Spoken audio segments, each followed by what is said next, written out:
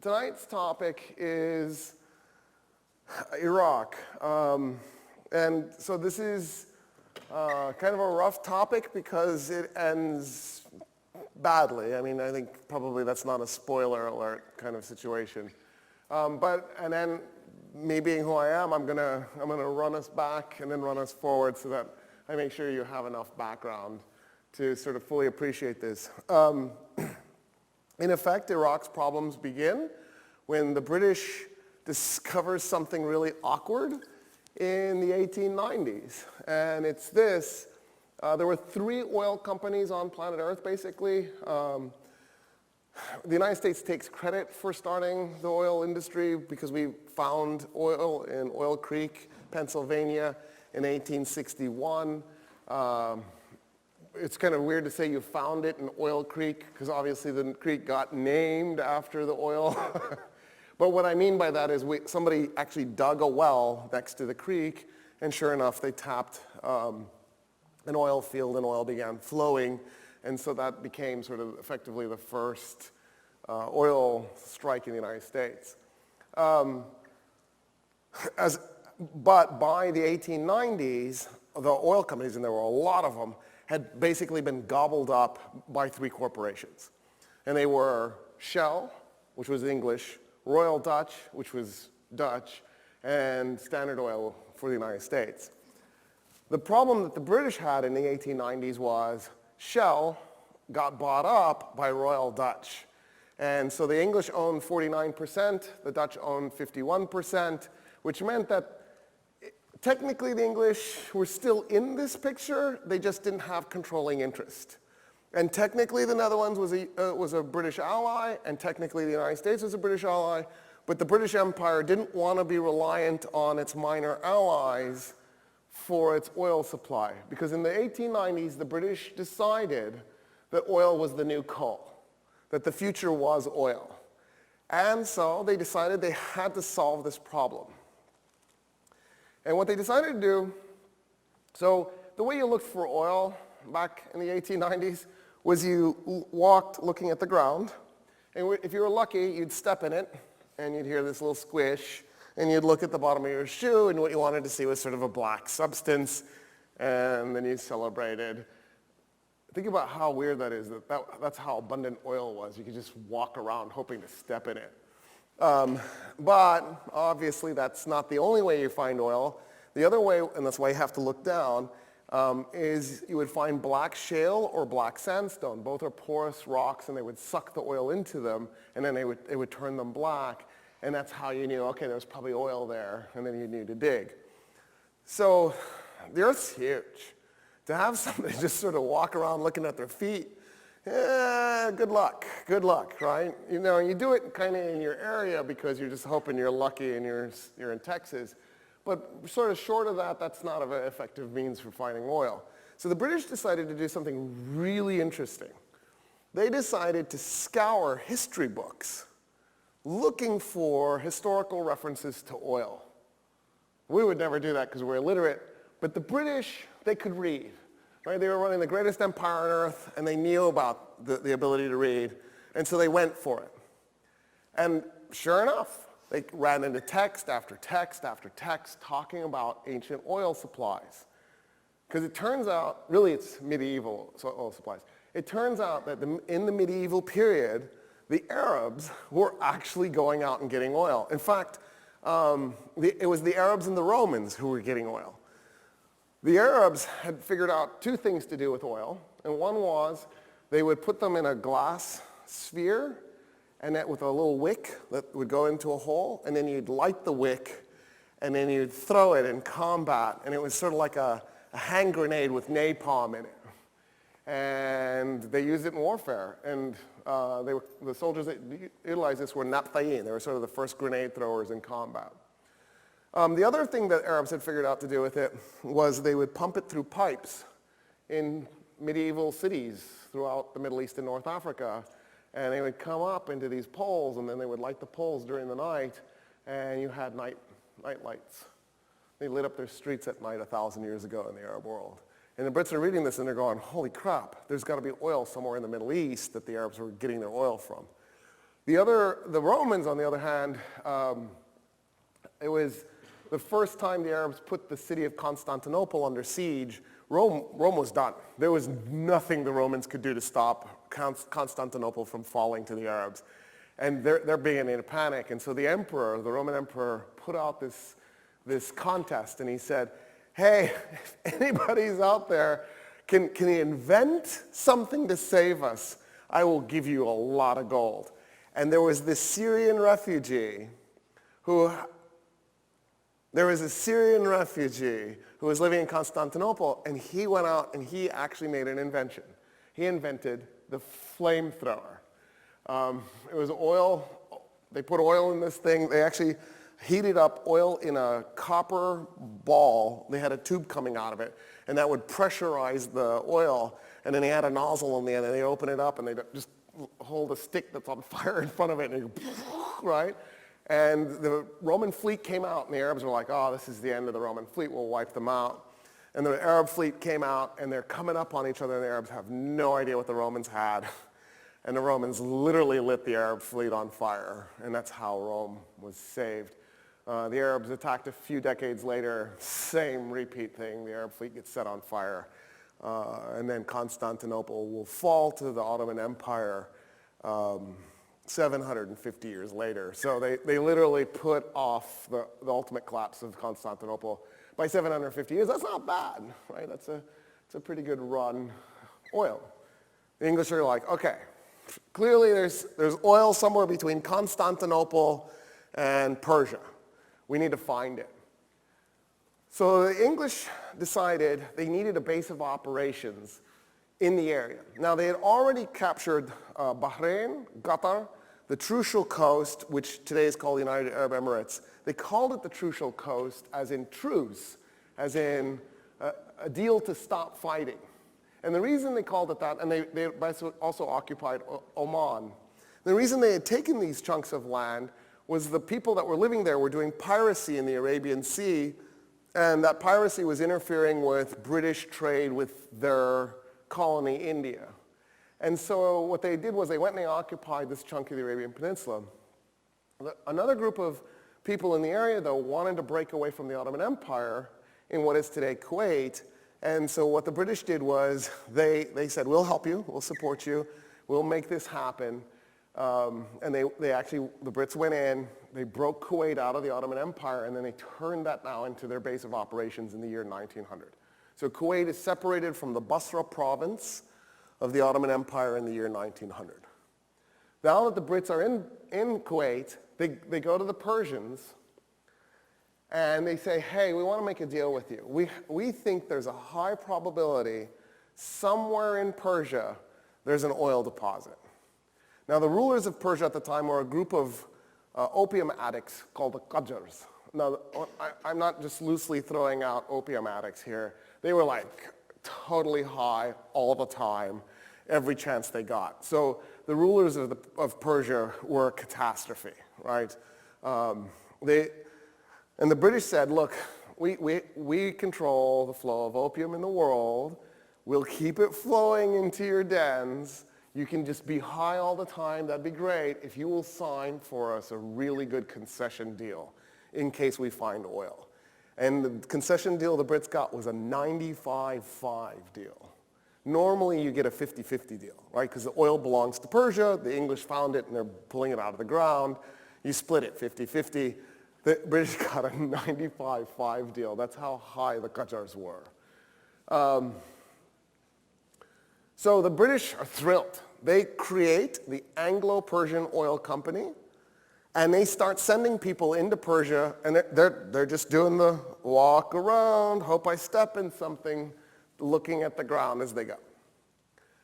In the meantime, the British begin talking to the Ottoman Empire. They go, hey, we think there's a high probability that there's oil somewhere here in the Ottoman Empire. We would love to get a good concession from you here. And the Ottoman Empire was openly talking. The problem for the British was that the Ottomans were actually a little bit more interested in the deal the Germans were willing to make for their oil. And so the Ottomans were talking to the Germans, they were talking to the Brits, but they were leaning German. And finally the Brits find oil. They find oil in Khuzestan, which is the southwest corner of Iran. It's, ironically enough, the Arabic-speaking part of Iran. So even though Iran is a non-Arab state, right, it's ruled by Persians, and it has a huge Turkish population, a huge Kurdish and Baluchi population. At the end of the day, and it's oil-rich, it is the Arab-speaking part of Iran that's the oil-rich part. So God really did put all the oil underneath the Arabs, even in the case of Iran. And the British go, they start working on, I think 1905 is when they found oil in Iran, and they immediately start working on this. In the meantime, the Ottoman Empire finds oil up in the north. In the Mosul, Kirkuk area, they find oil. So it was the Mosul province of the Ottoman Empire. And the Ottomans sign a deal with the Germans. The British go, okay, this is irritating, we wanted that oil, but it's okay, because if we ever go to war with the Germans, they're going to have to ship it out through the Tigris River, which will go right past Kuwait, so we can just basically maintain a military force in Kuwait with the express intent of sinking any ships going through the Persian Gulf. So this is a perfect arrangement, as far as the British were concerned. They've got their oil secured in Iran, they can interrupt German oil coming out of the Ottoman Empire. And then, of course, World War I happens. The whole goal of the British in World War I is to disassemble the Ottoman Empire. The problem for the British is, they thought they could do it easily by the Gallipoli campaign. In 1915, they invade Gallipoli. Their goal is to capture the Dardanelles, and then from there move on Istanbul itself and take it out. And they're thinking the Ottomans will capitulate once they lose their capital. But Gallipoli ended up being a lot like Constantinople, but it just, the British lose really badly. It's a catastrophe, actually. But don't worry, it was mostly Australians who died, so nobody's really that upset about it. And so there's some Australians who occasionally watch my videos. That was for them. And they know it. It's their Gettysburg. They will actually go do trips to Gallipoli because it was such a catastrophe. In any case, actually the movie Gallipoli, get a box of Kleenex, and it's the only Mel Gibson movie ever made that was any good, except for Road Warrior, that was really good. And then watch that. I think it was his first movie too, so that's kind of a bad sign when it's your first movie is your last good one. Except for Road Warrior, that was fantastic. Anyway, so the British need to rethink how they're going to take out the Ottoman Empire after the Gallipoli disaster. They come up with, why don't we arm the Arabs who no longer want to be ruled by the Turks? Why don't we arm the Arabs? And they fund an uprising that gets turned into the movie Lawrence of Arabia. So just to give you a cultural reference there. The Arabs are wildly successful, way more successful than the British had hoped. In fact, so successful that the British actually end up undermining their own position.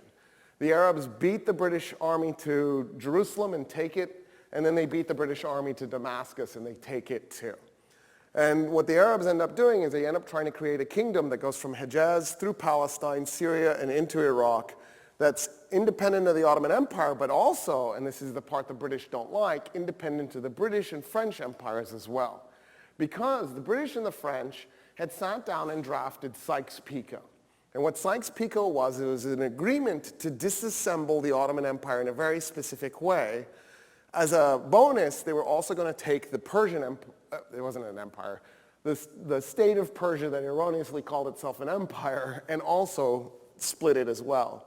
And here, the way they were going to do it was Constantinople and the area around that was going to go to the Russians. The Izmir area was going to go to the Italians. The Greeks were going to get a huge chunk as well. And then, Izmir was going to go to the Greeks. Konya was going to go to the Italians. And then Iraq, which didn't exist yet. Iraq's a made-up thing. It doesn't exist. It's a figment of everybody's imagination. Which were the Mosul province, the Baghdad province, and the Basra province were going to be handed over to the French, along with Lebanon and Syria.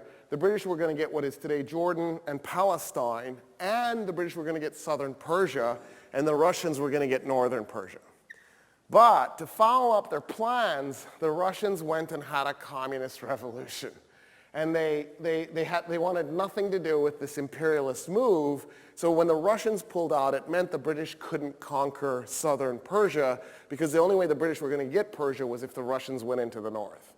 So that meant that there was no way to get anything in Persia. So the British just went to the French and went, sorry, we're taking Iraq after all. We had told you we were going to give it to you, but that's not going to work. And what were the French going to do? So they accept. The reason the British need either Iraq or southern Persia is so that they can have direct access to that oil supply, because they believe that having themselves be reliant on the United States and the Dutch is just not okay.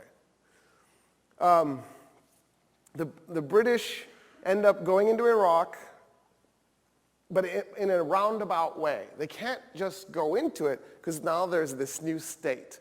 The state is run by Faisal. For the Lawrence of Arabia reference, it's Alec Guinness's character.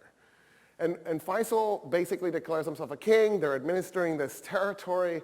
So the French and the British begin doing sabotage. They set buildings on fire, and then when the Arab fire department tries to run the pumps to pump water through the hoses to put the fire out, the French who are running the water company turn off the water company, and there's no water, and so there's rampant fires. The British and the French are bribing Arab tribal forces so that they split them against each other. It turns into a mess, and then the French invade.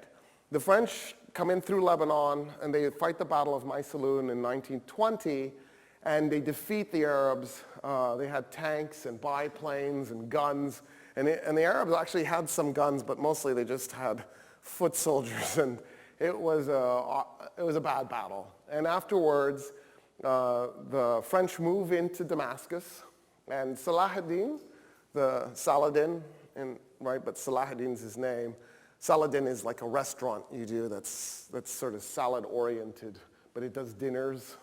Anyway, I've always thought that you could have like a picture of Saladin. No, you're not buying it. You can have my idea. I don't really want to do that. Anyway, so Saladin, the Kurdish ruler who managed to unify the Arabs enough to defeat the Crusaders, right? He's buried in Damascus, and the French general, after defeating the Arabs at Maysalun, walks up to his tomb and kicks it and says, "We are back, Saladin." And right, so if you were wondering if the European occupation of Syria, Lebanon, and Palestine was another crusade, it was another crusade. Just in the mind of Arabs, it was a crusade, and in the mind of them, it was a crusade. They may not have called it a crusade, but it was a crusade. They got the Holy Land back. They were so excited. The British go into Jerusalem. Turns out the Iraqis aren't on board. The Iraqis go into a state of rebellion. The British will actually bring in biplanes, and they bomb the city of Baghdad. And it's one of the world's first ever aerial bombardments of a city. It's 1920, and biplanes, they have a bomb, they arm it, and they just throw it out the cockpit of their cloth tightly strapped onto wooden frame airplane that they're flying through the air. And there was public outrage. And it appears that Prime Minister David Lloyd George, in a private conversation, said, you ready? "Britain reserves the right to bomb, insert N-word." Isn't that cool? The British continue to do the bombing campaign despite a little bit of public outrage. And eventually the Iraqis they don't want to do this. They don't want their city being destroyed from the air, and they basically capitulate. The British go to Faisal, and they go, "Hey, we hear you're unemployed. Would you like to basically become the king of this new kingdom we just created out of magic, out of thin air? We're going to call it Iraq." Now, one of the cool things about calling it Iraq is nobody knows where they got the name. There are two sort of dominant ideas, hypotheses about where the British got the name. One is it's Uruk, as in the ancient Mesopotamian city-state, and the British just misspelled it And Uruk became U-R-U-K became Iraq, maybe. The other one is in ancient Arabic, it's no longer used, but Iraq means riverbank. And there are two rivers that flow through Iraq, and then there's Mesopotamia. So, which literally means between two rivers. So maybe that's the name. The name of the country is Riverbank. They took the Mosul province, which was largely Kurdish, the Baghdad province, which was largely Sunni, but Arab, and then they took the Basra province, which was largely Shia and Arab, and they just jammed them together and created Iraq. They carved the bottom part of the Basra province off and gave it to the Saudis. The Saudi royal family had managed to, in the midst of all the chaos of the Hashemites being defeated in Syria, they actually captured the western part of Arabia, the Hejaz Mountains, and they make this new state that they're calling Saudi Arabia. It would be like if we renamed the United States Trumpy America. The Saudis are the royal family of Saudi Arabia. It's not like that Saudi is like the name of a country or something. It's just the name of the rulers. So it's kind of a weird name. In any case, Faisal agrees, and they begin running the state of Iraq. It turns out there isn't just oil in the north, in what was the Ottoman Empire's Mosul province. It turns out there was oil in the south, in the Basra province as well, in both the Iraqi part of the Basra province, but also in the Saudi Arabian part of the Basra province, and just to make things more interesting, Kuwait itself also, which used to be part of the Basra province. So it just turned out Basra had oil. The English are thrilled. And then in 1905, the same time that they had found oil in Iran, Iran had actually tried to have a democratic government put into place. And I'm going to go in more detail with that later, or next semester, when I do part 3 in this series of lectures. Iran will be next. But just the short story of that is they overthrow in 1906, with the Russian help, they overthrow the democracy. And the reason that matters is because that's going to trigger a reform movement in Iran that's authoritarian in essence, but nonetheless is going to make some changes, including a name change. Persia is going to rename itself Iran. The Anglo-Persian Oil Company becomes the Anglo-Iranian Oil Company. Eventually, to make that story a little weird, that company will get renamed again and will become called British Petroleum. So that's the origin of the company British Petroleum. Isn't that cool? It was originally really Persian. In any case, Iraq's sort of plugging along. It's part of the British Empire. It's a protectorate. It's a kingdom. It has a king. It'll have a Faisal II, who replaces Faisal I. And it'll even have a Faisal III, but that's where that ends. In 1958, Iraq has a revolution. They execute Faisal III, and they declare the creation of a republic. So for those of you who were at my Egypt lecture a week ago, basically in a nutshell what had happened was Egypt, or who weren't there, I'll tell you what happened in a nutshell. Egypt and Syria had unified in 1958. Iraq breaks away, gets rid of the royal family and is trying to break away from the British Empire in 1958. Lebanon is on the brink of a civil war in 1958. Iraq declares that it wants to reunify with Kuwait. The same year, the United States threatens to nuke Iraq to prevent Iraq from invading and annexing Kuwait. And the United States sends the Marines into Lebanon and shoots the place up to make peace, right? Because that's what we do. We're peacemakers through violence. The reason all of this matters is because even before 1958, we had gotten in the habit of creating a lot of chaos in the Middle East. Now, there were 3 guys who were largely responsible for this, a guy named Miles Copeland, Kermit Roosevelt, and I forget the other Roosevelt, but it's his brother. It's another Roosevelt. And they were CIA operatives, brand new CIA, right? Post-World War II, it just started, but basically what happened was a Yale fraternity decided to create a secret organization that would run around the world, overthrowing democracies and assassinating people. And then if the United States government wanted to work with them, that would be great, but it wasn't necessary.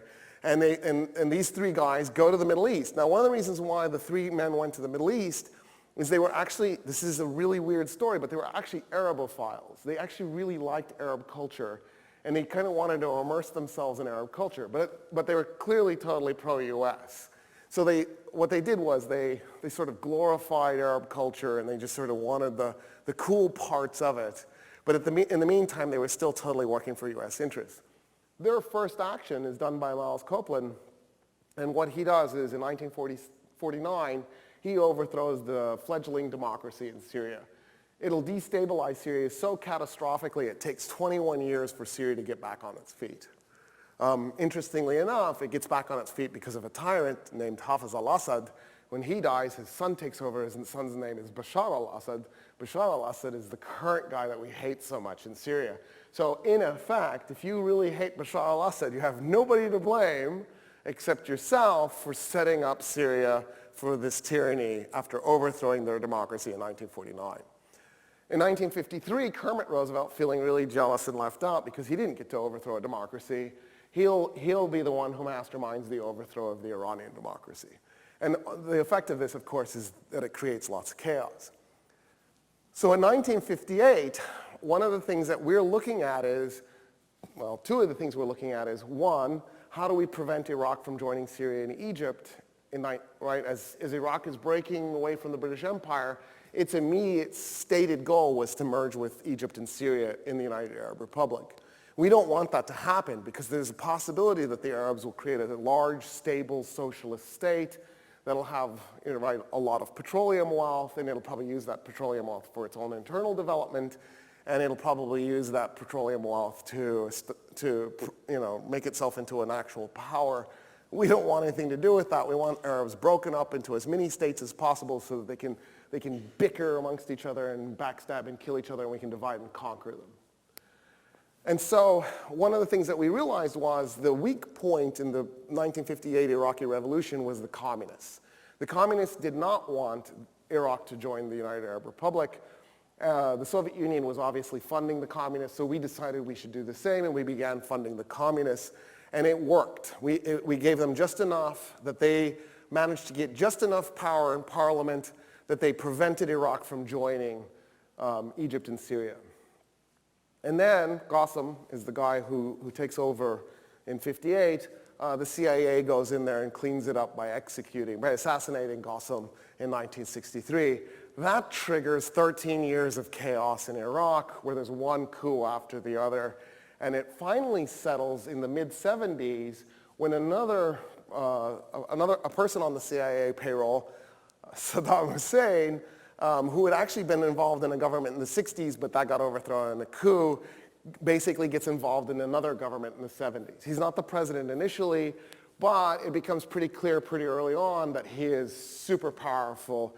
He wields a lot of influence. The actual president is sick and dying, and Saddam Hussein is sort of in the back running the show. We decided that we should test Saddam Hussein out.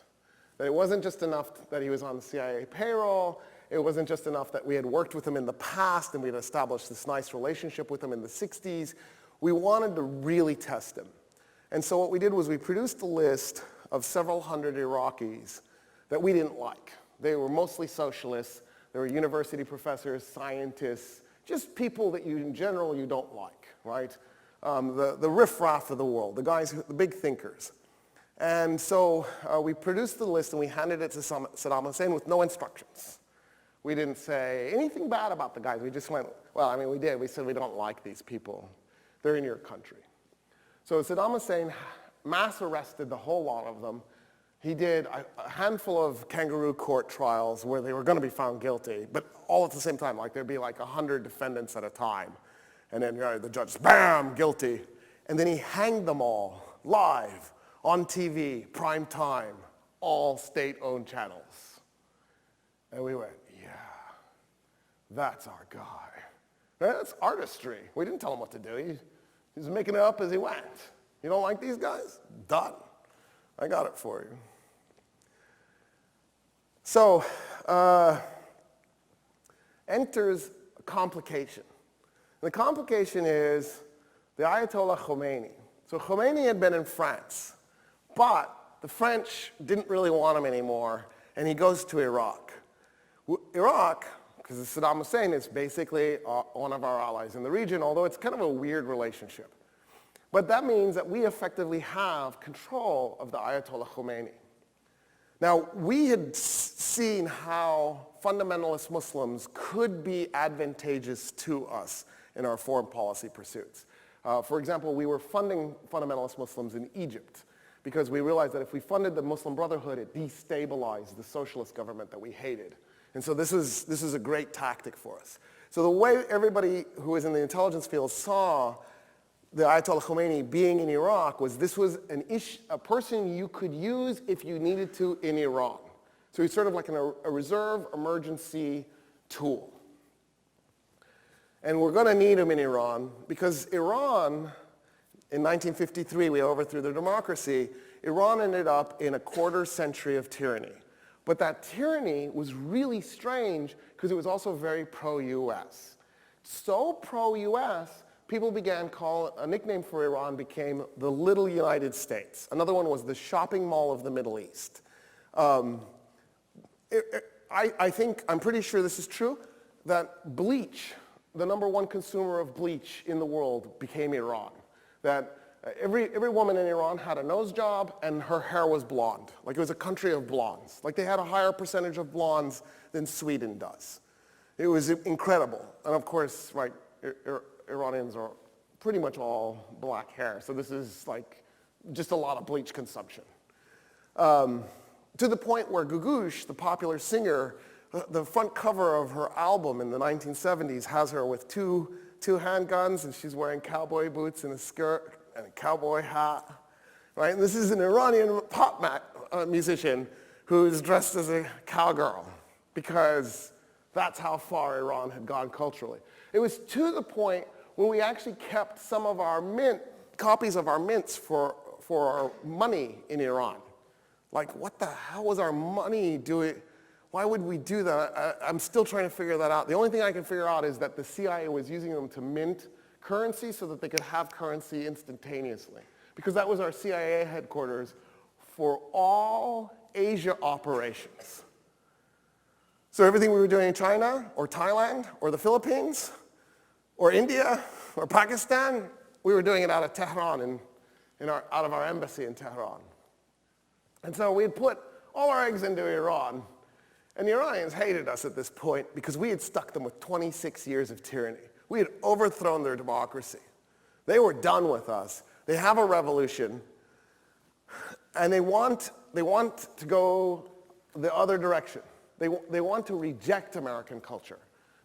They see American culture as tyranny imposed upon them by the Shah of Iran. And so what ends up happening is this massive pendulum swing in anti-American sentiment.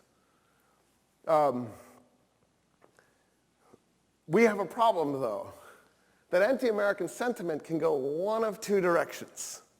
It could go communist, because the Tudeh party was very powerful in the Iranian Revolution, or it could go fundamentalist. And so we tell Saddam Hussein, release the Ayatollah Khomeini, send him. Because here's our thinking. If Iran goes fundamentalist, they'll never be able to work with the Soviet Union because the Soviet Union is atheist, right? Because Marxists believe religion is the opiate of the masses, so how could a fundamentalist state and a Marxist state cooperate? So even though we're going to lose Iran, either way, if it goes fundamentalist or it goes communist, we lose Iran. We figured at least the Soviet Union wouldn't get it.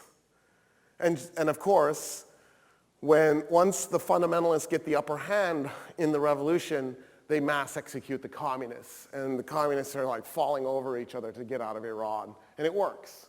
And the Iranian Revolution becomes the Islamic Revolution instead of another communist revolution.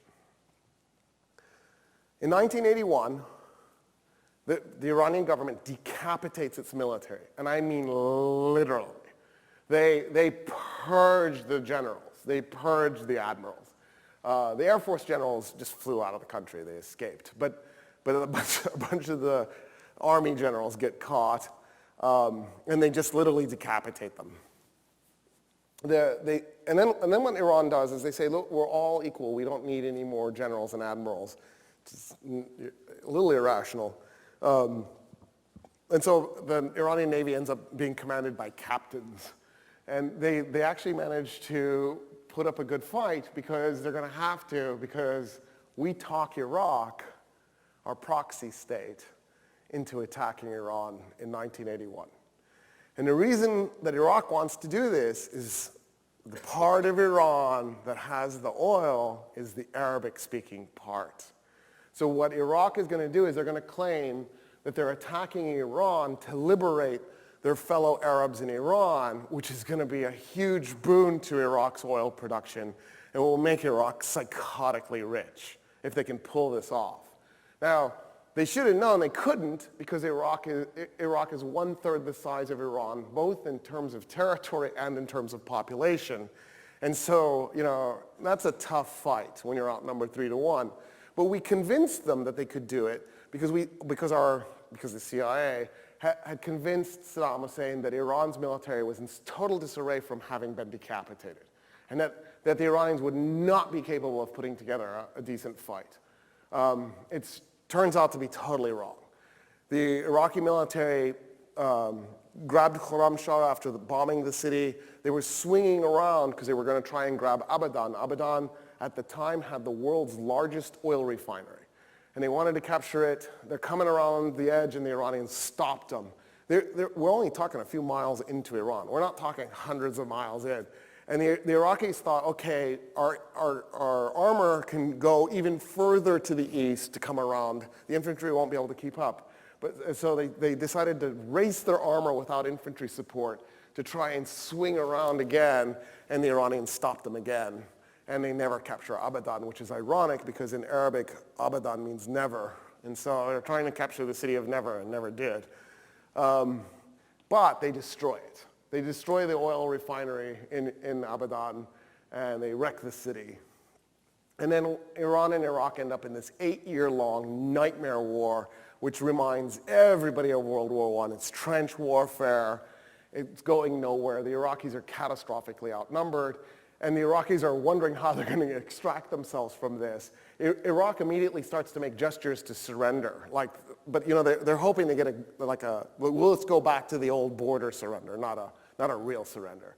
And Ayatollah Khomeini goes, never, you attacked us. We're going to fight this war to the end. You're going to pay for this. And we realize that there is a distinct possibility Iraq is going to collapse. That our attempt to get a vengeance war against Iran may have just backfired on us. Because if Iran conquers Iraq, it's going to turn our new enemy in the Middle East into a superpower. And so we begin funding and arming the Iraqis as fast as we can, to the point where we start giving them gas. We're giving them VX gas, sarin gas, mustard gas. We're loading them up, and the Iraqis begin using this on the Iranians. In 1987, of course, this turns into the Halabja disaster. What had happened was US satellites reported that the Iranians had captured the Kurdish village of Halabja, and the Iraqis went in with helicopters and gassed the city or the village in the night. And then, of course, in the morning, satellite images showed that what had happened was the Iranians had pulled out, and the Kurdish villagers had moved back into the village. And we couldn't see it because it was at night. And so when the gas was dropped, it was dropped on the villagers, not the Iranian military. At that point, we have a problem because, the Reagan administration had been effectively backing Iraq. We were selling weapons to the Iranians too, but that's because we know a good business deal when we see one. But we were really supporting the Iraqis. And so what the Reagan administration did was we sent Jeane Kirkpatrick to Iraq to cover up the story. And she actually blamed Iran for the gassing in Halabja, which was amazing because the Iranians were not using gas. They did not deploy gas the whole war. The gas was used one-sided. I've talked to an Iranian vet, and he said it was the most surreal thing fighting the Iraqis because the Iraqis had night vision goggles. Some of them had flak vests. They had the best equipment imaginable. And the Iranians, they were lucky if they had boots, right? And they're going into battle against this super supplied army. Even though they outnumber them 3-1, they were also taking casualties at the rate of 3-1. The low number for the fatality rates in the Iran-Iraq war is 750,000 dead Iranians and 250,000 dead Iraqis. The high number is double that, so the truth is probably somewhere in between. The war ends. The United States actually tried to take credit for the war ending. There was an Iranian airplane crossing the Straits of Hormuz, and we shot it down. I think it had like 300 passengers on board. And shortly afterwards, Iran went to the Iraqis and said, okay, we're ready to end this. And so our press actually tried to spin it like the catastrophic loss of life of 300 people pushed the Iranians to go to peace. They just lost it. 750,000 people. I doubt that extra 300 had anything to do with it. That's beyond narcissistic delusional. Maybe stop trying to do weird spins like that. Anyway, the Iranians wanted to end the war because it was clear Iraq was not going to lose, and it was clear that it was just costing both sides catastrophic amounts of money and lives. The war ends in '89, and at that point, Iran and Iraq, together, both OPEC members, go to the OPEC meeting. And they go, hey, we're in really big trouble. We're in debt past our eyeballs here. We need some kind of relief. And OPEC agrees that what they're going to do is they're going to scale back production. All the OPEC members, Venezuela, Saudi Arabia, Kuwait, everybody's going to scale back production. And then they're going to allow Iraq and Iran to increase production so that the amount of oil output will be the same as it was. That way there will be no price change. And that's the gift they're going to give to Iran and Iraq, because the amount of oil they're selling on the markets will be large enough that they will be able to sort of pay off some of this debt. Everybody's happy. There's a lot of hugging and kissing, right? And because Arab men kiss each other on the cheek. And so afterwards, they're all excited, and they're hugging, and they're kissing, and everybody's thrilled. And Iraq and Iran are thinking, okay, given some time, we might even like each other again, who knows? In part because you have to remember that one of the Shia's most holy sites is in Iraq, and Iraq, the largest religion in Iraq are the Shia, so there was need for this war to get into their past. They needed to fix this somehow. And this felt like a first step. And then Iraq notices something really weird. Iran does too, everybody does. The price of oil is plunging. The price of oil should not be going down. It should be stable, because OPEC agreed to roll back production to compensate for Iraq and Iran's increase in production so that the price would remain stable. But the price is not remaining stable, so somebody is cheating. And the OPEC members are looking at each other like, who's cheating? Well, not me. And then Iraq notices it's Kuwait. Their oil sales are through the frickin' roof. Kuwait's flooding the oil markets. And Iraq sends a memo. Hey, what are you doing? You agreed to lower prices. You flooding the markets is causing the price of oil to crash. We don't have revenue here. We're dying. We need you to decrease production so that the price will all go back up, so we have the revenue so that we can pay off our debt. And then Iraq noticed something. So there are oil fields on the Iraq-Kuwaiti border. What happened was, when those oil fields were discovered, Iraq and Kuwait sat down and they worked out a deal whereby they agreed to how much each country could pump out per year. So, right, because there's no way to split the oil 50-50 by any other method than, okay, you get this many barrels per year, we get this many barrels per year, and you just pump it out of the ground at that rate. So that's what they do. Well, Iraq notices that the wells are going down, the oil levels in the wells are going down at a pace much faster than they ought to be going down if Kuwait is pumping at the right rate. And so Iraq actually starts monitoring this, and it's clear Kuwait is pumping out of their joint wells as fast as they can, and they're breaking the treaty. So Iraq asks for a UN team to come investigate those joint wells to determine whether or not Kuwait is in fact stealing the oil. They know the answer. They just need an unbiased third-party investigation. The third-party investigation concludes that Kuwait was, in fact, stealing the oil from the joint fields, but that Kuwait, in fact, was doing something else. The investigative team, the UN investigative team, noticed that there were oil rigs in the desert in Kuwait in places where there were no oil fields. But what they noticed was that nearby, across the border in Iraq, there were oil fields. And so they began monitoring, and they found out that Kuwait was slant drilling underneath the border right into Iraq. Like, they weren't just stealing on the fields that were jointly owned. They were actually under the border stealing from fields entirely inside Iraq. So the Iraqis go, here's the evidence that Kuwait's stealing from us. They go to the Kuwaitis, they go, you got to stop. Stop right now. And the Kuwaitis ignore the Iraqis. The Iraqis go, and they tell the UN, what do we do? I don't know what to do. They're stealing our oil, and then they're using our oil to flood the markets, crashing the prices.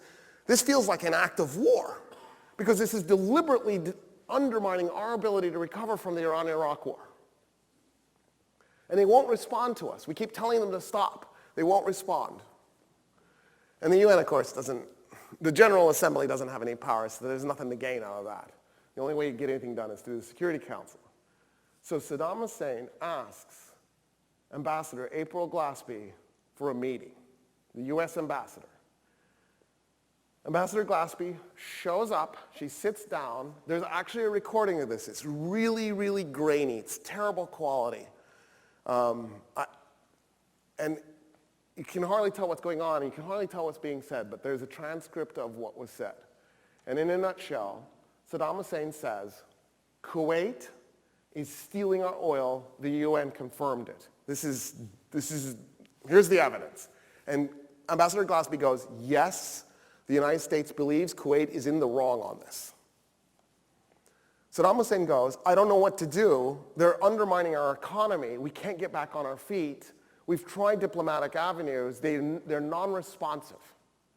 And she goes, again, the United States believes Iraq is in the right here. He says, Iraq is going to have to do something about it. She says, the United States is unconcerned with what Arab states do to Arab states. He interpreted that conversation as, go ahead and invade Kuwait, we're okay with it. And he does. In August 1990, the Iraqi military enters into Kuwait. The battle takes 24 hours, making it not the shortest war war. Technically, it's a war, right? It's just a 24-hour war. It's not technically the shortest war. The shortest war was when Germany invaded Denmark in World War II. That took 2 hours.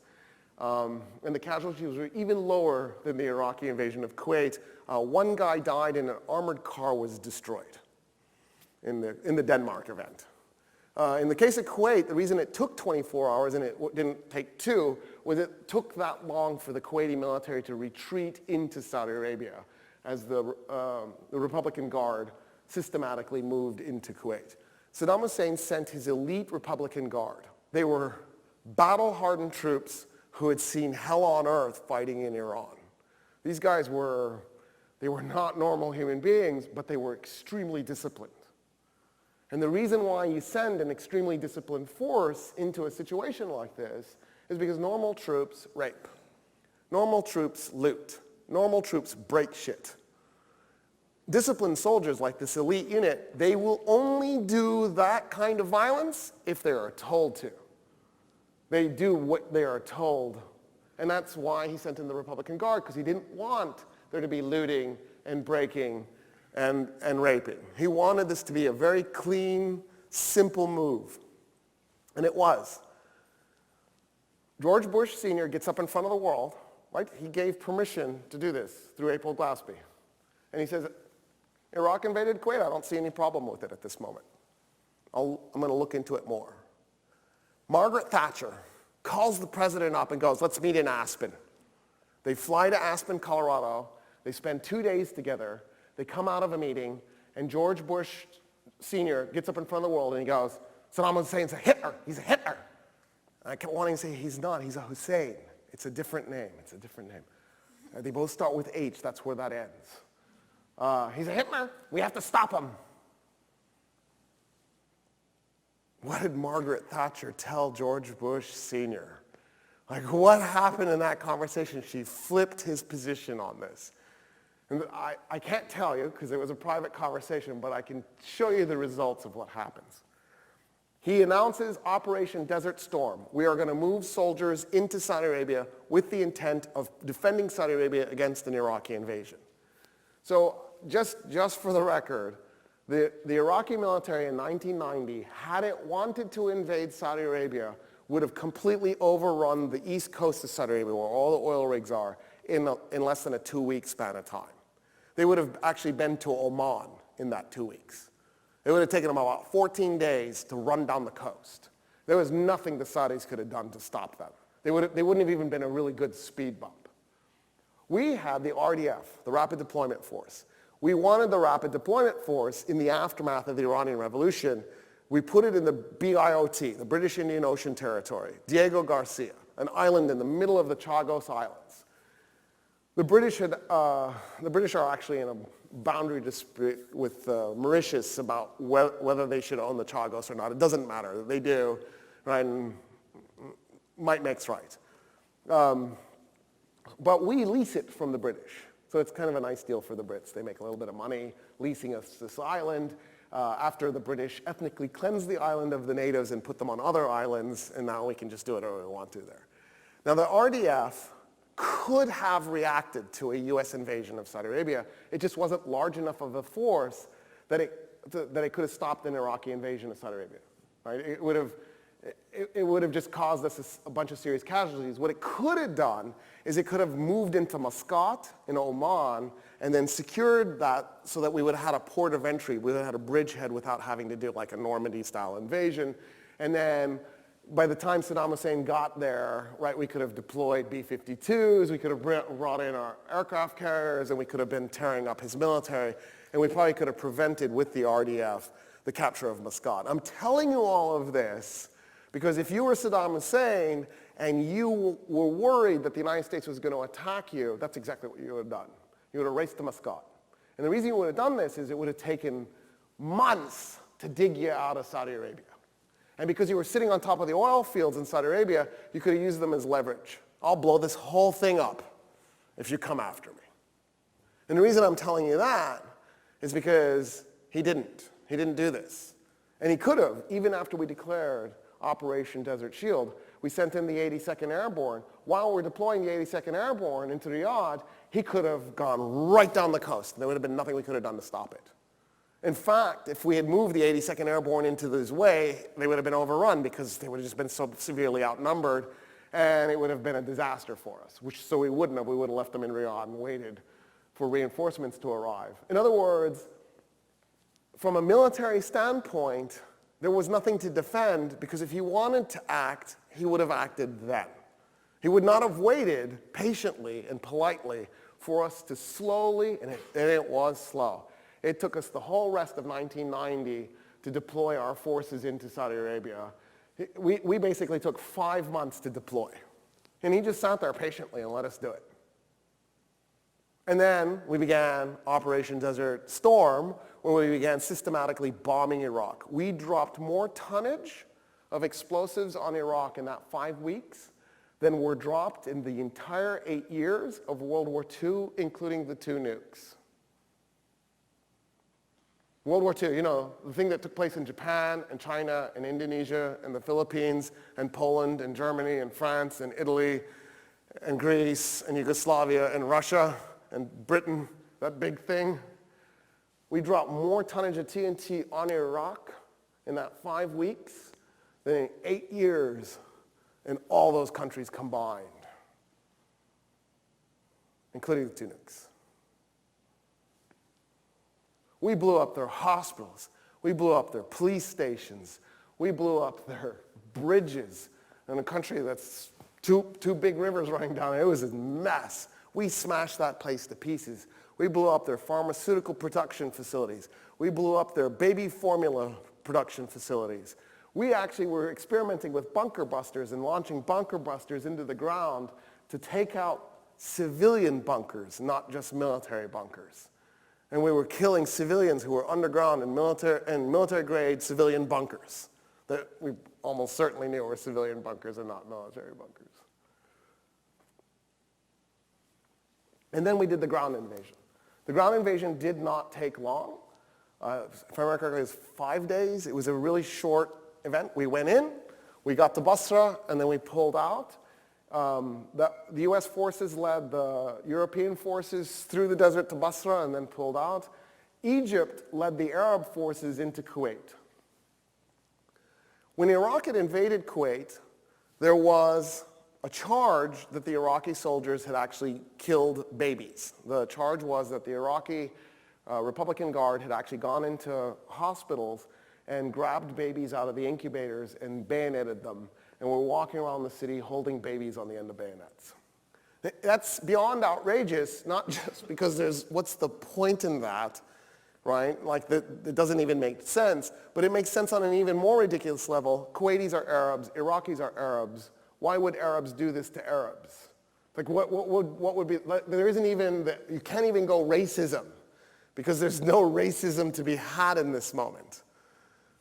It turned out that the woman who had made charges that the CIA claimed were legitimate and that the United States claimed they were operating on was in fact a Kuwaiti princess who was in fact a CIA operative who was fabricating lies. And she later admitted to all of this, just for the record, but anybody who had a half a brain knew at the time that's what was going on because it made no sense.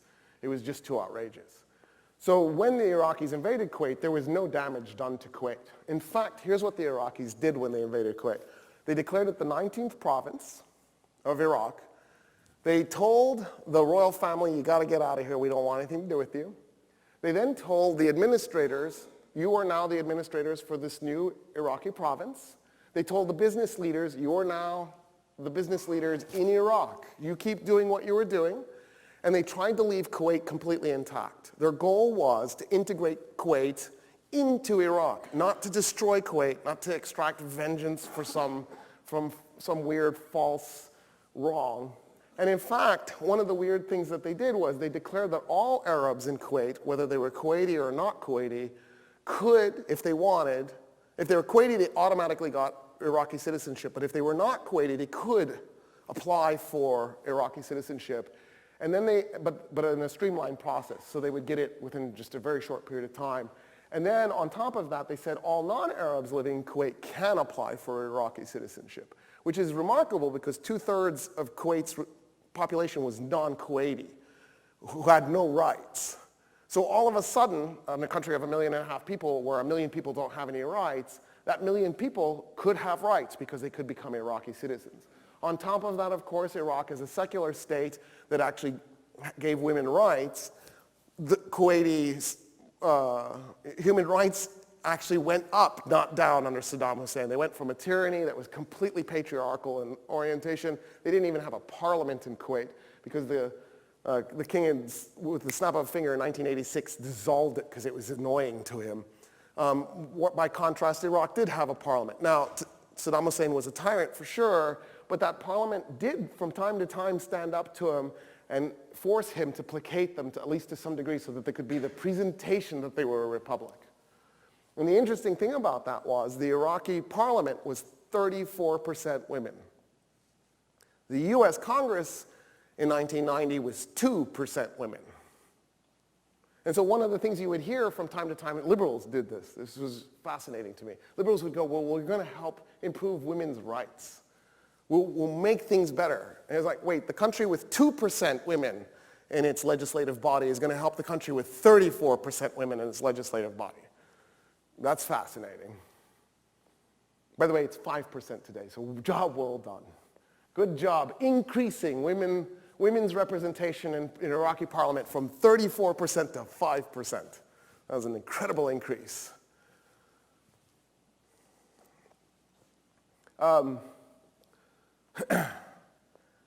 By contrast, when we do the liberation of Kuwait, we bomb everything. We bomb the hell out of the place. We don't just bomb Iraq, we bomb Kuwait. We bomb everything. And in fact, one of the weird things was, on the day the ground invasion started, Saddam Hussein surrendered. He got up in front of the world, and he said, we surrender, we surrender. We surrender claim to Kuwait, we're letting it go again. We don't want to fight, we quit. George Bush Sr. said no. It's too late for that, you should have surrendered a long time ago. He then went to Mikhail Gorbachev, the president of the Soviet Union, and he said, please tell the president of the United States we surrender, please act on our behalf to negotiate our surrender. We're done, we surrender. And Gorbachev sent a memo to George Bush Sr. saying, hey, the Iraqis surrender, there's no reason to do the ground invasion. And Bush said no. Saddam Hussein asked Gorbachev to do it again. He did it a second time, and we went in.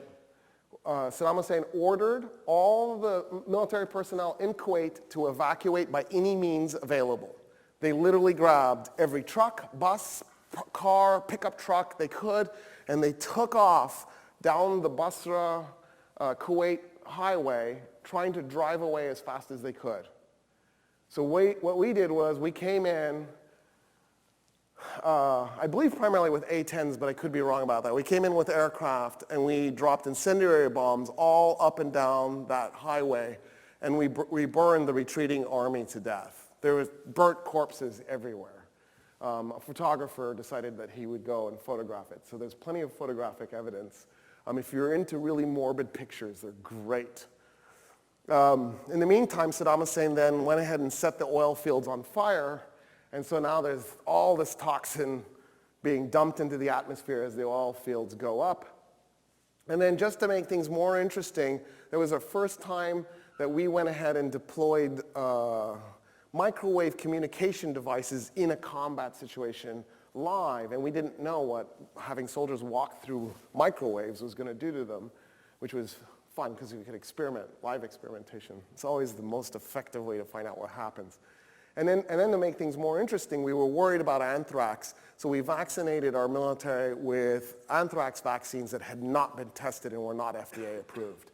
But again, right, there's nothing better than to just do live tests.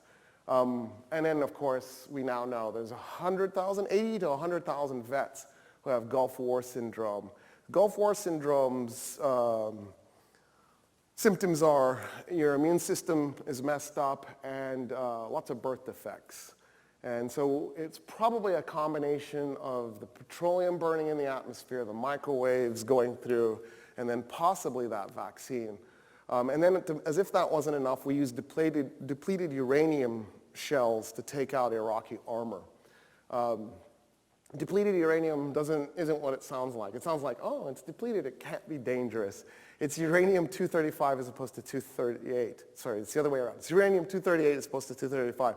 235 is the weapons-grade stuff, and 238 is the leftover after you're making weapons-grade material. All you're doing is you're upping the percentage of 235 in your uranium.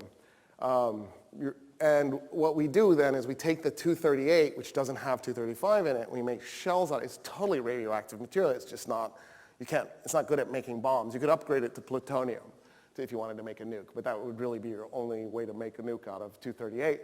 But the reason we use it is because it's really super heavy, right? 238. It's really high on the periodic table. It's dense material, and it turns out when metals are traveling at fast speeds, they do weird, weird, weird things to each other when they collide. And having a really dense metal hit any kind of metal at a high speed, like basically when a 238 shell hits a tank, the tank melts. I mean, it is amazing what it does to it. You almost don't even have to put an explosive shell inside. Like, it is good stuff.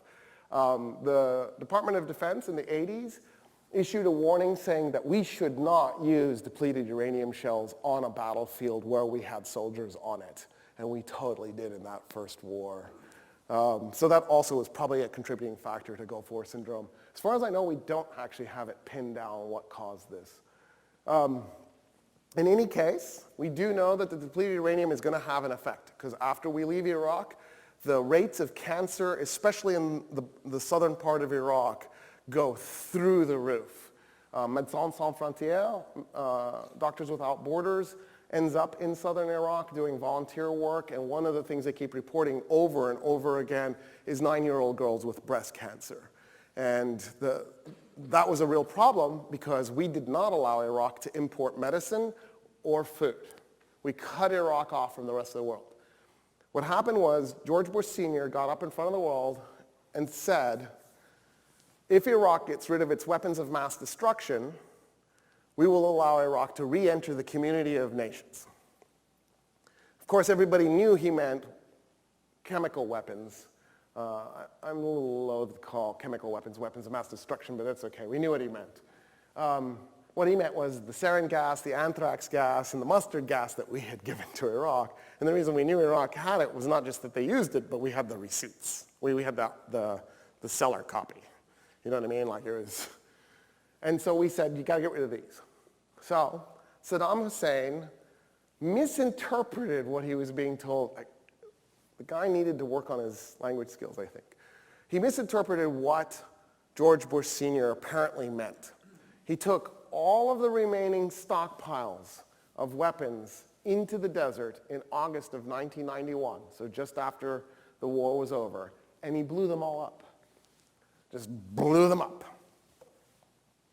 So the UN weapons inspection regime shows up. And the UN weapons inspection regime goes, we need your missiles. We need all the warheads with these gases. Hand them over. And the Iraqis go, we don't have any. And we're like, the weapons inspection regime goes, here are the receipts. We have the serial numbers. We have the serial numbers. Isn't that crazy? For every warhead. We knew exactly how many warheads. We had the serial numbers. And the Iraqis go, yeah, we had them. We thought you didn't want anybody to know.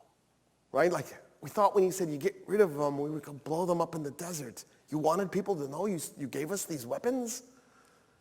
And we're like, yeah, you have to turn them over. And they go, well, we can't turn them over. We blew them up. Isn't that what you meant? And we go, oh, no, that's not what we meant. We're going to have to now find the serial number for every warhead.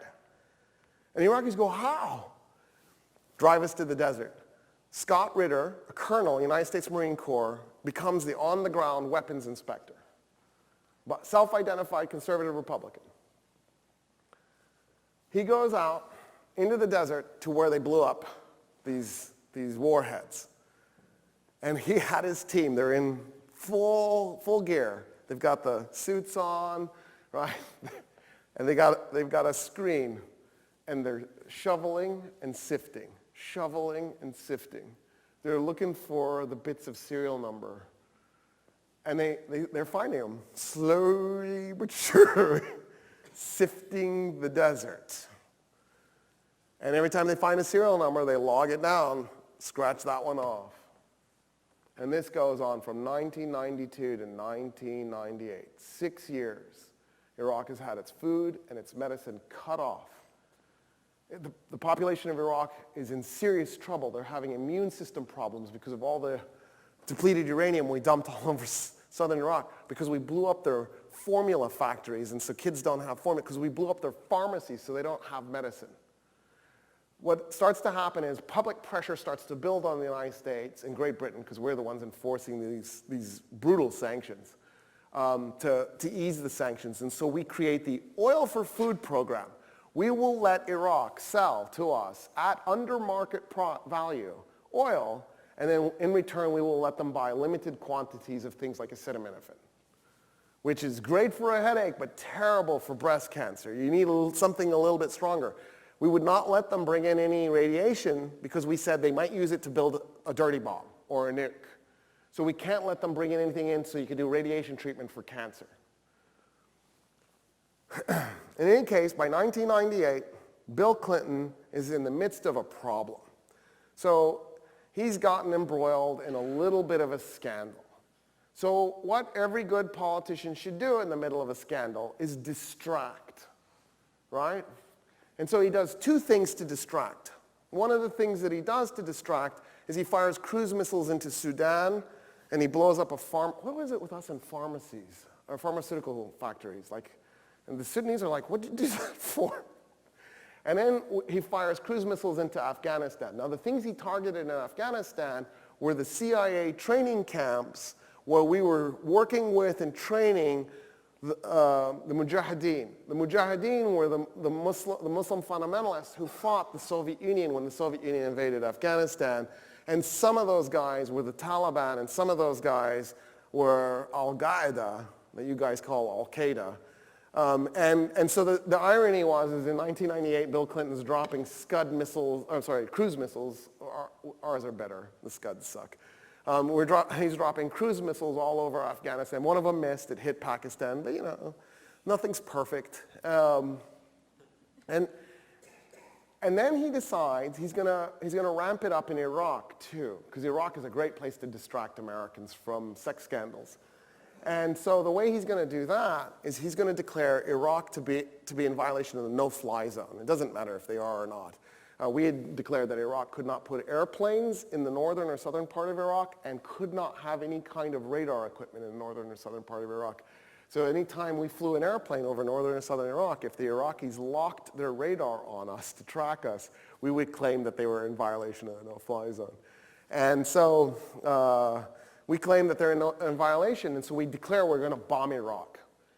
At that moment, in 1998, Scott Ritter, who's been on the ground for 6 years, sifting, looking for serial numbers, had 98% of the serial numbers identified. Marine, what do you expect? You know what I mean? I mean, come on. He's going to get it done. That's what they do. He's got 98%. He's screaming at Bill Clinton, please let me finish. I'm so close. I've got this thing. Please don't bomb Iraq. Because part of bombing Iraq is the UN weapons inspectors have to leave. And Scott Ritter is like, no, if you bomb Iraq, Saddam Hussein's never going to let us back in. Please let me finish. And Bill Clinton's like, get out. I'm ordering you out. Now, if you look at the headlines from the time period, it says Saddam Hussein kicks UN weapons inspectors out. That is a lie. That is not what happened. The United States ordered the UN weapons inspectors out so they could bomb Iraq. In any case, Scott Ritter leaves. We bomb Iraq. Scott Ritter was right. Saddam Hussein did not let the weapons inspection regime back in. He was like, no, I'm not playing your games anymore. Then comes the 2000 election. 2000 election is botched, right? Gore wins the popular vote by 500,000 votes. But he loses in Florida, but there was blatant over-the-top cheating in Florida. Like, Florida might as well be a third world country. Its elections are so corrupt. Of course, same is true for Texas, North Carolina, Arkansas, North Dakota. It's not just one place. But still, nonetheless, there's a legitimacy problem for George Bush Sr., especially because the way he ultimately wins the election is because the 5 conservatives on the Supreme Court vote to give him the election, which is also another legitimacy problem, and not just because it's probably a contradiction of the Constitution, which really left it up to the House in the event you have a crisis, but because it just looks like he got a divine intervention from the part of the Supreme Court. When Gore, in December of 2000, when Gore surrendered and said, okay, I accept George Bush as the president, I turned to my wife and I went, he's going to start a war. He has to, because he has to fix his legitimacy. I guarantee you he's going to attack Iraq. And my wife's like, whatever. He didn't initially do that, of course. What he did instead was he began picking a fight with the Chinese. And I was like, what? No, not China. Pick on a little country. Iraq. Yeah, they're on their knees. We've starved them and cut off their medicine now for 8 years. Right? There's nothing. We blew up their industry. China? What are you, mad? We began flying aircraft, spy aircraft, into Chinese, it's not Chinese airspace, it's international waters. We're in the right on this. The UN is even, and the World Court have even come in on our side. The problem is China claims that territory, so the Chinese were reacting quite violently. One of the things they would do is they'd play chicken with our planes. And sure enough, a MiG hits one of our planes. The pilot dies, the MiG goes down. Our plane is severely damaged, so it has to do an emergency landing in, of all places, China. Like, oh, talk about embarrassing. And I'm thinking, oh, wow, what a judgment error. Not the Chinese. By the way, just for the record, the UN then publishes a report, I think it was around 2001, that 800,000 Iraqis died during the 8 years of the Clinton administration because of the cutting off of their food and their medicine. They estimated that of the 800,000 Iraqis who died, 500,000 were age 5 and under. Madeleine Albright, Secretary of State for Bill Clinton, gets asked in an interview, what about that UN report? You killed 800,000 people, 500,000 of whom were babies. How do you feel about that? Saddam Hussein is still in power. He's still there. He's still president. You didn't get rid of him. And she said, if I could, I'd do it all over again.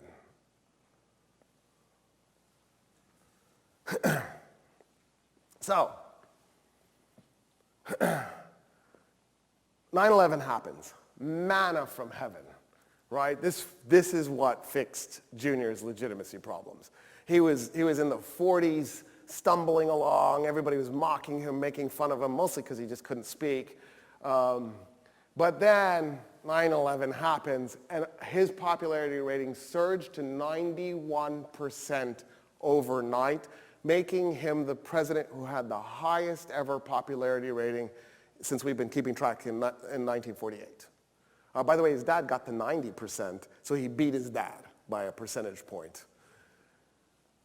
And he immediately, beginning September 12th, tells his government, tells his cabinet that he wants to explore attacking Iraq.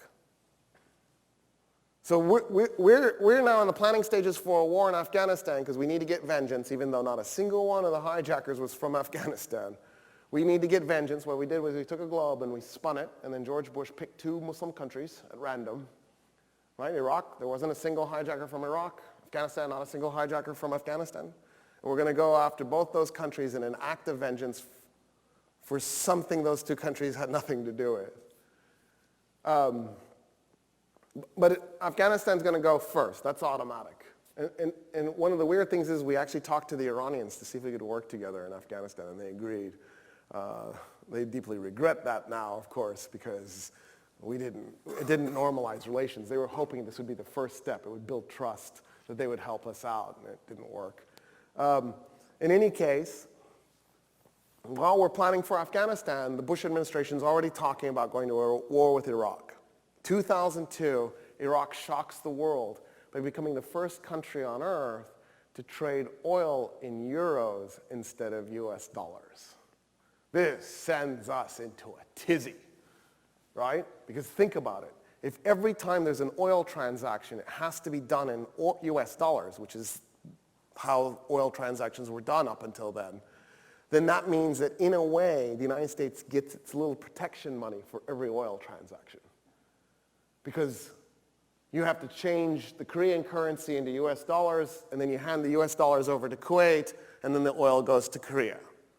And then Kuwait, what are they going to do? They can flip the US dollars back into their currency, or they can just leave it in the currency, in the US dollars as a reserve, right? So it's like we get a little piece of every oil transaction. So if you've ever heard petrodollar, our currency wasn't backed by gold, it was backed by oil. And so to have a country flip to the euro freaked us out because we went, wait a minute, this could set a trend.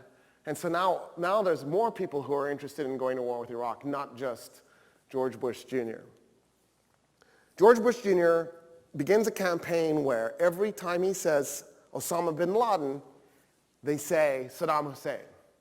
Because they realized, the American public, because we're illiterate and don't know anything about the world, that all you have to do is just keep associating them, keep associating them, keep associating them. So they would say, Osama bin Laden, Saddam Hussein, Osama bin Laden, Saddam Hussein, Osama bin Laden, Saddam Hussein,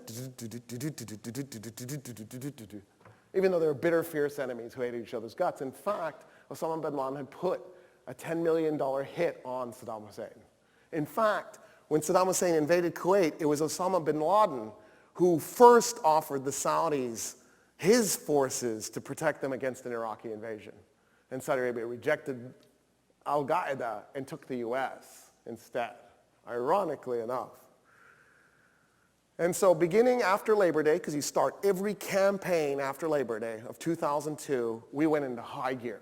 George Bush Jr. began talking about how we didn't need the UN, we didn't even need Congress's approval to go to war in Iraq, that he could just do it without any approval. And then the world community went to the United States and went, okay, no, we should do another weapons inspection regime. There was that 2%, let's just clean this up. And then you don't have to do a war.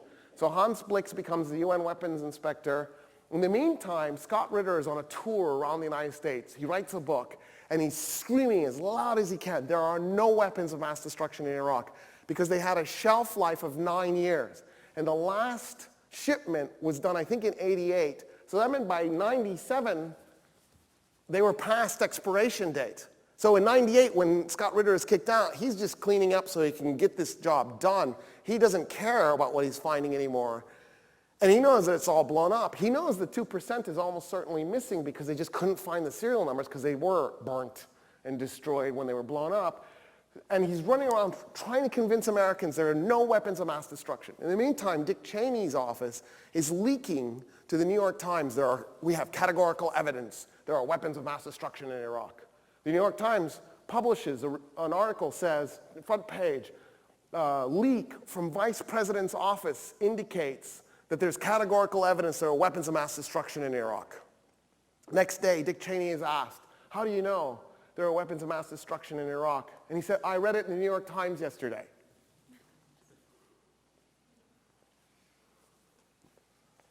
There's a falafel truck making sandwiches at a construction site. Colin Powell projects satellite photographs of this falafel truck making sandwiches for construction workers and goes, this is a mobile chemical weapons factory.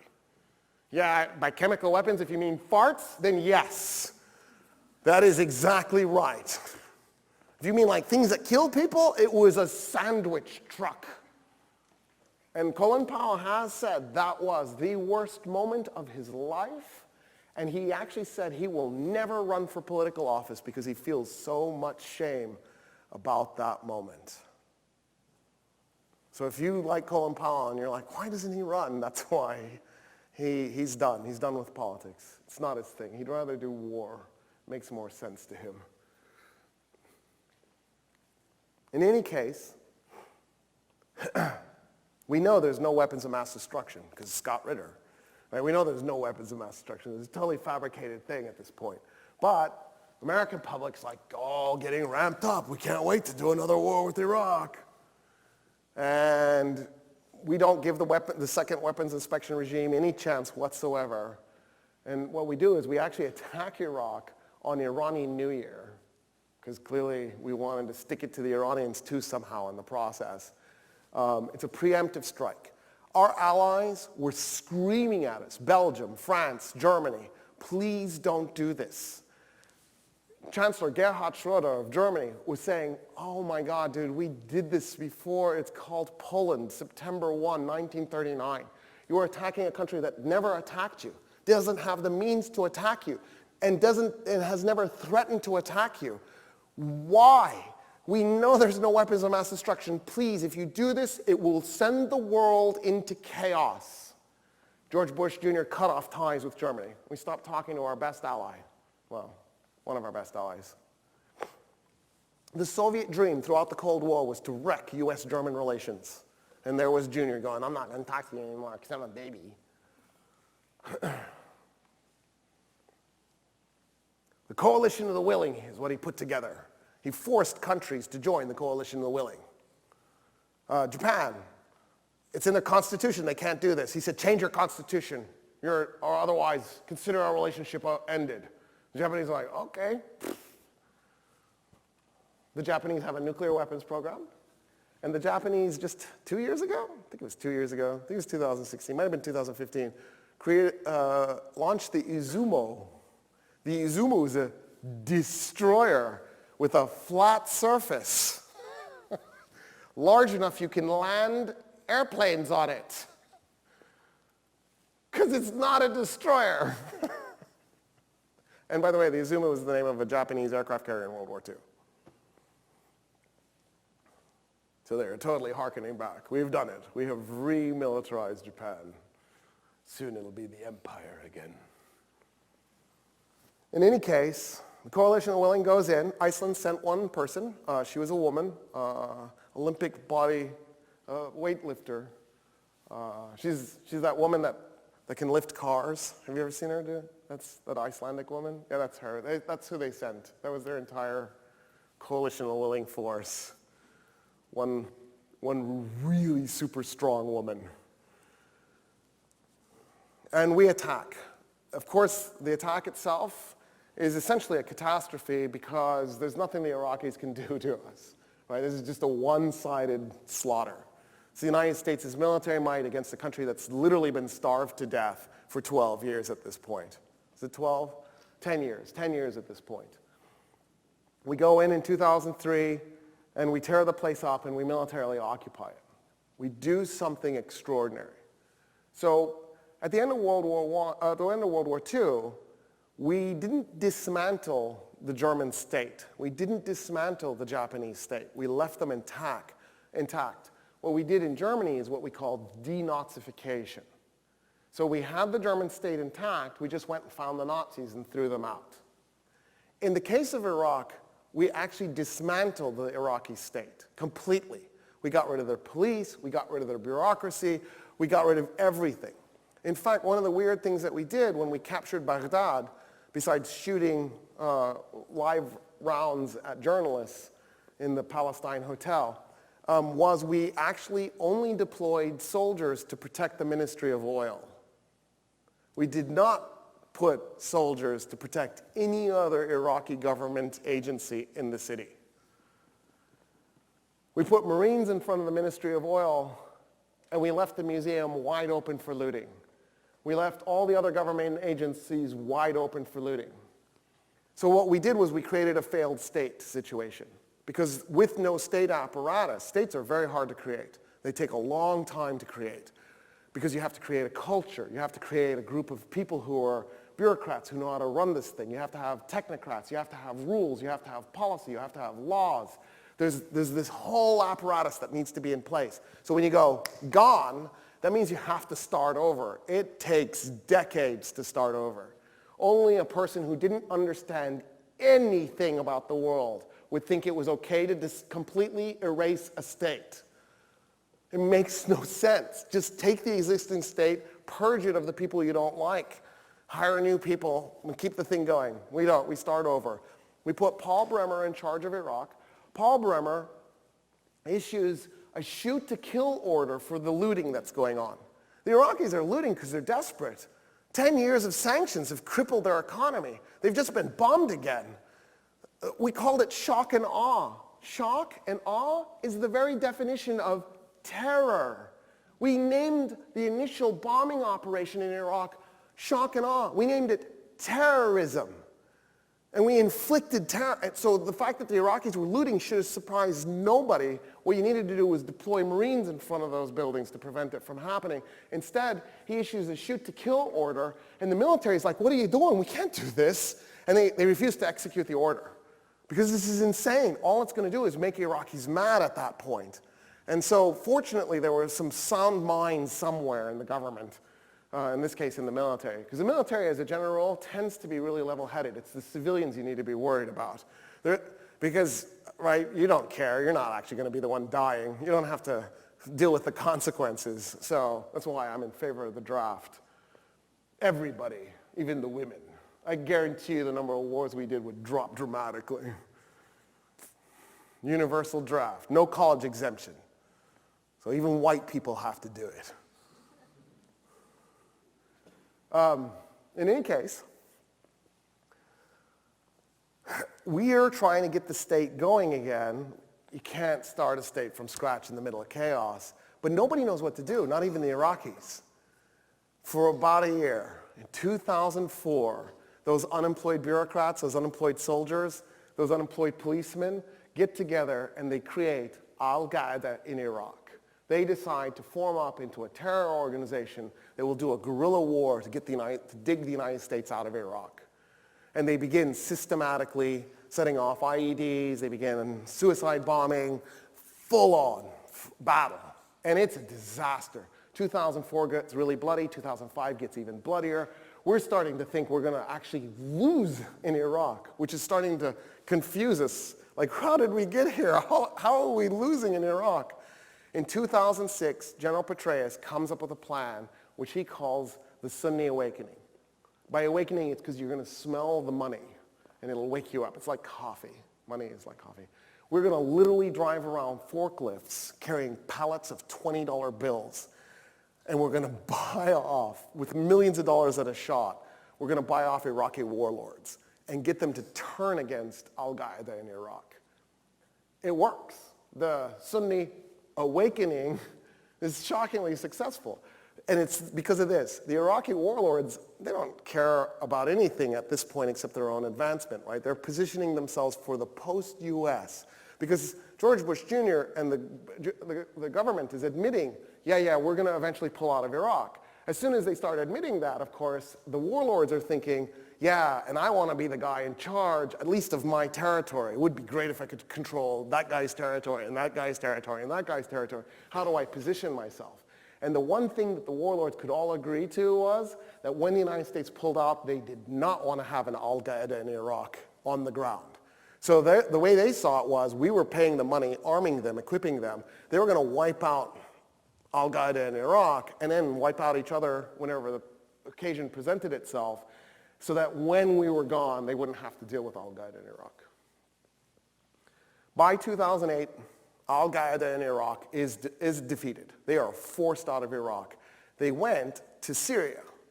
Bashar al-Assad went. An enemy of an enemy is a friend. By the way, that is the dumbest saying the world has ever heard. Stop thinking this. Oh my God, an enemy of an enemy who happens to be an enemy is still your enemy. No.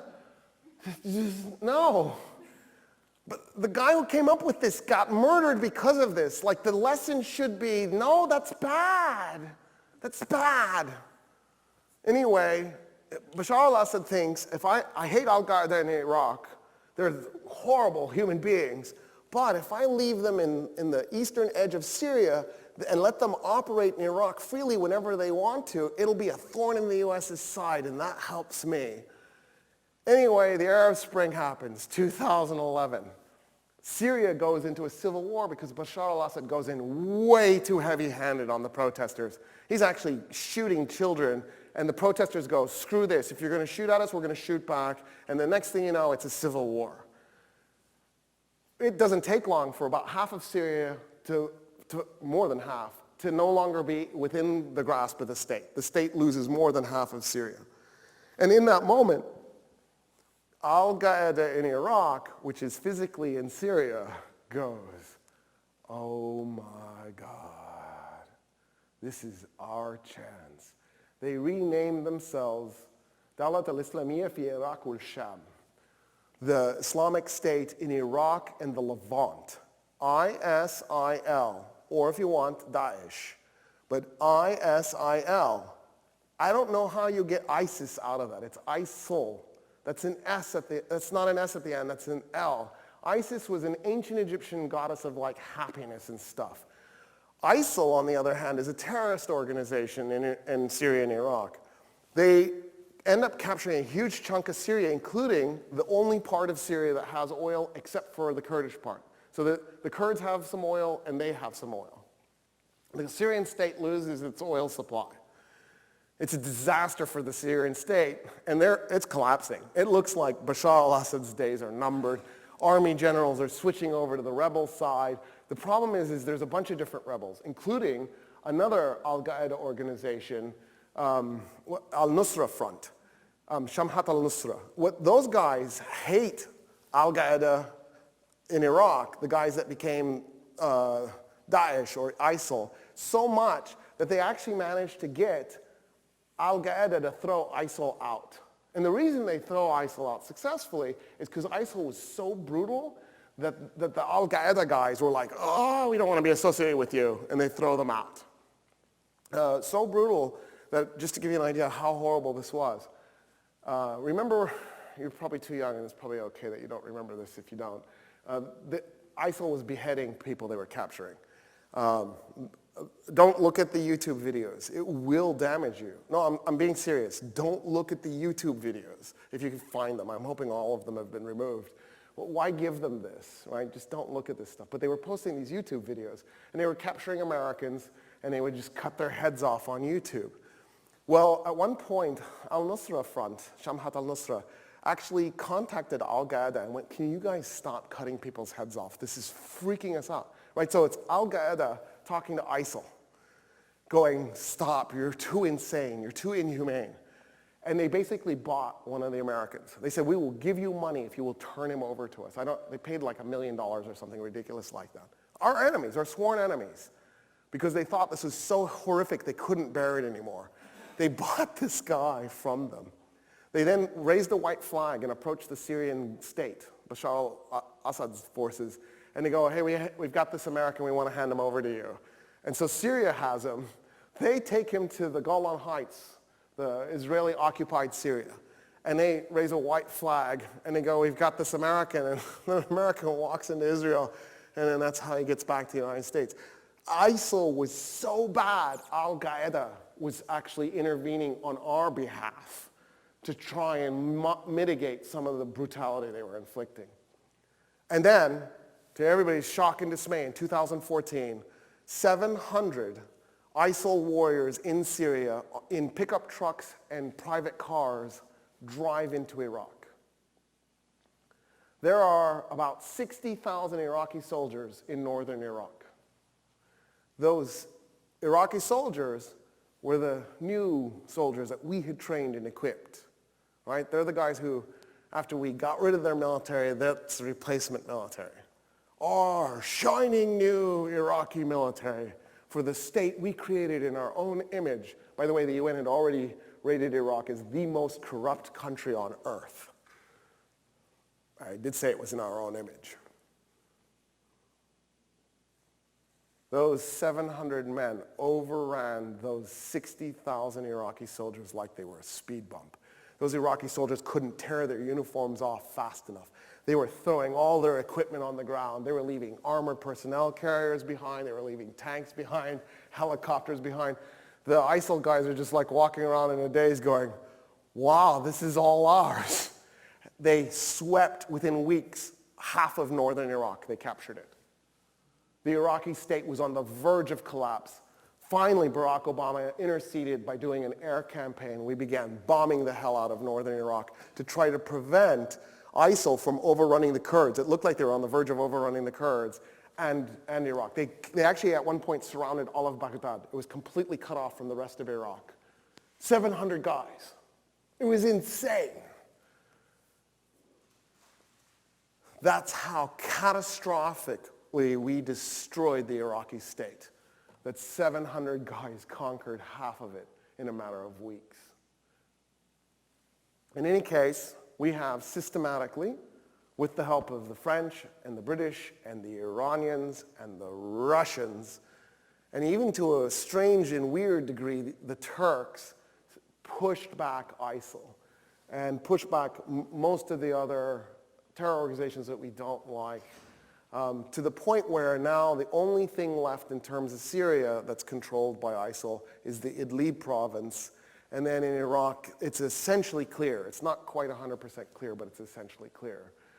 So ISIL is effectively defeated in Iraq. It is effectively defeated in Syria. And Al-Qaeda in Syria, which is the Al-Nusra Front, those guys they're down to just the Idlib province, but with a lot of other guys that we had backed. It's a mess, and they're holding on. So the Syrian civil war is almost finished, and the Iraqi state is almost restored. It's hard to know what the exact death toll is out of all of this, but there are some good stats that we can play with here a little bit. So we estimate that somewhere around 100,000 Iraqis were killed in the first war, and then during the Clinton administration, another 800,000 Iraqis were starved to death or were deprived of medicine. And then during the Bush administration and into the Obama administration, the estimate is that somewhere between, and this is a Johns Hopkins studies, the estimate is that somewhere between 1.2 to 2 million Iraqis were killed. So we're looking at probably somewhere around 2 to 2.8 million Iraqis just using those numbers. But there's some other numbers that are worth looking at. For example, there were 5 million Iraqi orphans. Now at the time, Iraq's population was 30 million. It's gone up since then. I think it's 34 million now. But Iraq's population was 30 million. So 5 million Iraqi orphans meant 1 out of every 6 people, 1, 2, 3, 4, 5, orphan. How do you run a functioning state when 1 out of every 6 people in your country is an orphan? Like, who takes care of these people? But there's an interesting thing you can figure out from that 5 million orphans number. It turned out that Iraqi fertility rate, female fertility rate was 5. So 5 million Iraqi orphans means 1 million dead mothers, and therefore also 1 million dead fathers, because they're orphans. They're not being raised by single parents. They have no parents. So that's at least 2 million dead right there. Another fun stat to work with is there were 1.5 million Iraqi widows. If you assume in a population of 30 million people that you should have somewhere around 500,000 widows, that means there's about 1 million dead husbands. But you got to remember, we've already counted 1 million dead husbands for the orphans, or 1 million dead fathers for the orphans. So we're right about that 3 million mark, just with those two stats. And we're not even dealing with all the dead babies that happened along the way. We're not even dealing with all the rest of it. So a good number is probably somewhere right around 3 million. If you want to be on the safe side, you could probably go with the 2 million number, but 3 million is probably a realistic number. The estimate is that $10 trillion was taken out of the global economy. So not only did the Iraq war cost the Iraqi people millions of lives, but $10 trillion was actually removed from the global economy. It cost the United States $3 trillion to wage the war in direct money. We think there's probably at least another $1 trillion in sort of extras.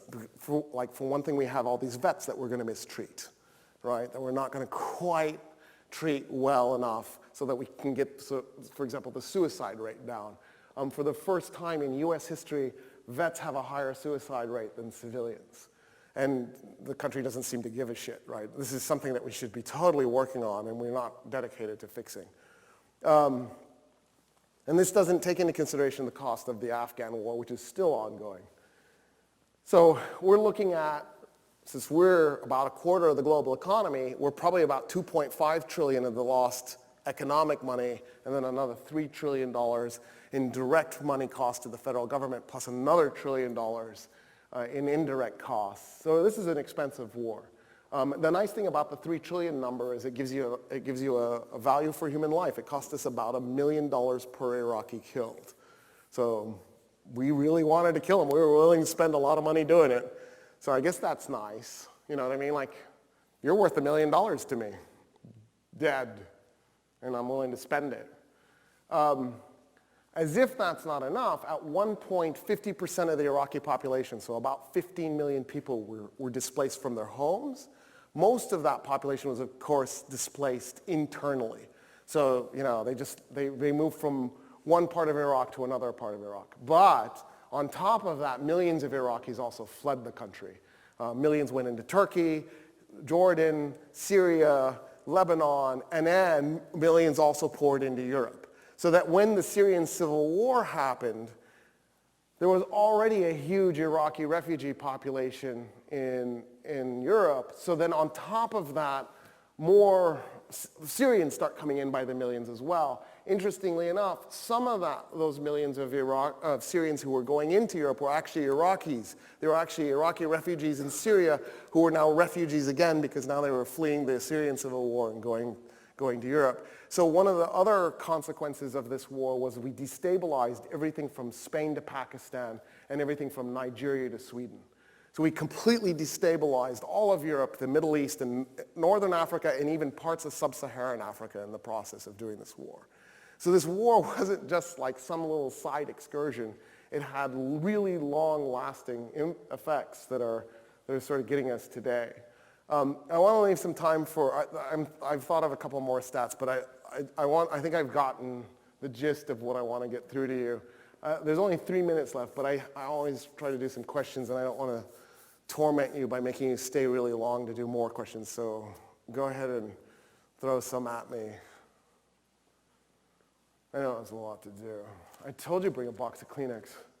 So yeah, I heard, didn't parts of Kurdish Iraq declare their own state a year or so? Yeah. Like, what happened with that? How are they doing? Okay, so the question is, what happened when Kurdish Iraq declared its own state? So they declared, so here's what happened. The Kurdish region during the US military occupation basically made a deal with the rest of Iraq about where the border was going to be. Because one of the problems that we have when we try to divide states down along ethnic lines is people are messy. And you'll have zones where there's people from both nations in the same area, right? And so as a result, you end up with this, where do you put the border?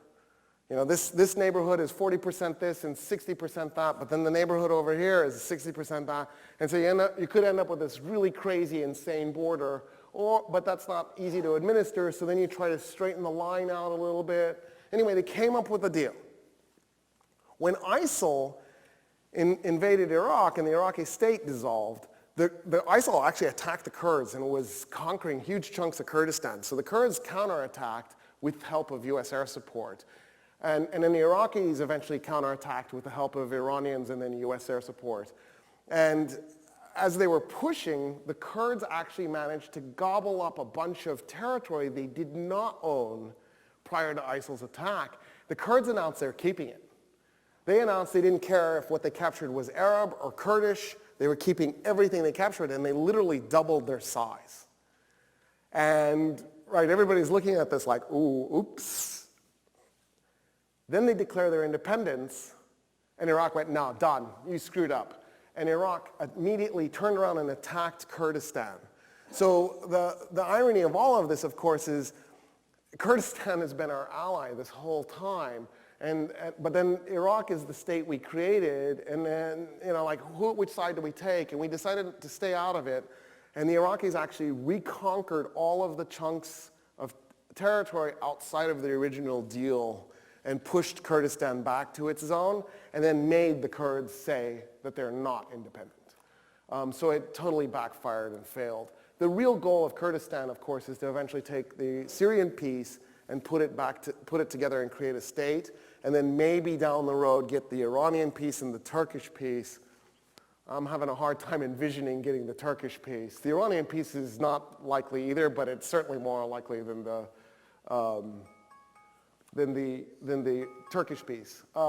Having said that, the Syrian Kurds have also made a deal with the Syrian state. So at this moment, it does not look like either Syrian Kurdistan or Iraqi Kurdistan are going to get true independence, but there'll be autonomous regions within Syria and Iraq. I'll just admit, I totally support the idea of there being a Kurdish state. So I have a lot of sympathy for that. I think the catch is, where do you put the border? And I don't know how you do that. I don't know how you do that in a way that's not completely destructive and genocidal and ethnically cleansing oriented. Anyway, there was another, yes? So, as you know, the ISIL did lots of terror attacks in Turkey, Belgium, France, Germany. So I was wondering why he or she, whatever, chose that specifically these countries. Like, why it didn't attack for Italy? Why it didn't attack for others? Okay, so the question is, why did ISIL attack Belgium, Turkey, and what was the other country? Belgium, Turkey, Germany, France. Belgium, Turkey, Germany, France. I think it's just opportunity. I think they would have attacked the United States if they could. They just didn't have the assets or the resources to attack the United States. I think they thought they had the ability to do it in Belgium, and I think that was really why they did it, or France and Germany and Turkey. ISIL did something that Al-Qaeda thought was insane, and that was they declared a state and created a state. So ISIL itself was more of a state than it was a terror organization, which is one of the reasons why it was defeatable, right? Like Al-Qaeda, we can't really defeat Al-Qaeda because it's a terror organization. How do you defeat a terror organization? Well, all you can do is suppress it. It's like cancer. You get it, you're probably going to die of it. The best you can do is treat it and try and live a little bit longer. So that's one of the reasons why Al-Qaeda thought ISIL was insane. And I really just think it was the resources that they had. I mean, not that they weren't insane, they obviously were. Yeah, I think it was just, they had the opportunity. I don't think there was any thought that went into it. So when you said that Saddam Hussein declared a war on Kuwait and the U.S. sent their soldier to Saudi Arabia, that was the Gulf War that the U.S. fought, or the Gulf War is something else? Okay, so the question is, was the Gulf War the first U.S. war against Iraq? So I'm old enough that I remember what the United States called the Iranian-Iraq War, and originally we called that the Gulf War. Then when we decided to do Operation Desert Storm, we took the name Gulf War and made that the Gulf War. And I found that really irritating and confusing, and then we started talking about Gulf War II, and it just seems really sloppy. So I think you should avoid using Gulf War just because it confuses so many people. And so instead of saying Gulf War for the Iran-Iraq War, it's just the Iran-Iraq War. And then the first war, you could do the U.S. war against Iraq. I think that's just a cleaner way of saying it. And then you'd have U.S. war against Iraq I and the U.S. war against Iraq II. But yeah, if you talk to the average person about the Gulf War, they mean the first U.S. war against Iraq. And then Gulf War II would be the second one. As if that was the only Gulf on earth you'd have a war in. So you were talking about Kuwait and you were talking about how the Iraqi army conquered it. What happened after they conquered it? Okay, so the question is what happened after Iraq conquered Kuwait? So they integrated it in. They made it into the 19th province. Business went on more or less as usual. It was a little bit different, right? Because there's a slightly different economy, slightly different culture. But they were trying to make things normal. The world then quickly put sanctions on Iraq, and so normal never really happened. And then, right, we took Kuwait away within 9 months, so it never really got a chance to turn into anything. But yeah, I think, I've heard different accounts from individuals who lived in Kuwait during the time period. Kuwaitis hate it. So if you talk to a Kuwaiti, they will tell you it was like worst time ever. The Iraqis were so mean to us. But then, when you talk to the non-Kuwaitis, who are 2/3 of the Kuwaiti population, you'll know, oh yeah, it was a great time. We had civil rights, something we've never experienced before. So it sort of depends on who you talk to about how bad of a period of time it was. Any other questions? So also I heard that the leader of ISIL is used to work with Osama bin Laden. Yeah. Al-Qaeda. Yeah, ISIL used to be Al-Qaeda in Iraq. So after Osama bin Laden died, they changed the name? No. What happened was Al-Qaeda in Iraq was defeated and forced into Syria, and then when the Arab Spring broke out, they realized they could, actually before the Arab Spring broke out, they renamed themselves eventually the Islamic State because their dream was to create an Islamic State in Iraq and Syria, which Al-Qaeda was against, but also the form of terrorism they were doing, Al-Qaeda was against. Al-Qaeda actually threw them out. Al-Baghdadi was considered by Al-Qaeda to be a rogue terrorist. Like, you think about what it would take to get thrown out by Al-Qaeda. This is how bad they were. And they were just, there's no way to justify what they did. How it's like sometimes people will say, that guy's freedom fighter is that guy's terrorist. I just think that guy's terrorist in this case is that guy's terrorist. If you talk to the Iraqi and the Syrian population that was underneath ISIL, it's just one nightmare after another. I'm trying to think of the name of that. There's a news agency, the name's on the tip of my tongue. Sometimes they do good stuff, sometimes they do iffy stuff. What? No. Anyway, what they did was they got a cameraman in Raqqa, the capital of ISIL, and they had them drive around with some ISIL soldiers. It's Vice. Oh, it was mind-blowing. Like you watch this, it was surreal. It was like something out of some bizarre sci-fi gone wrong story. This is post-apocalyptic. It was incredible, and it kind of gave you an idea of just how insane they were. Like there was a German journalist who went in with his son. Like, okay, you go in, that's cool. Why would you take your son? And the German, this is a different story. It's not the Vice story. There was another one. The German guy goes into the prison camp, or is this the Vice story and I'm mixing them up? I'm pretty sure it's separate. The German guy goes into the prison camp and they're interviewing the prisoners.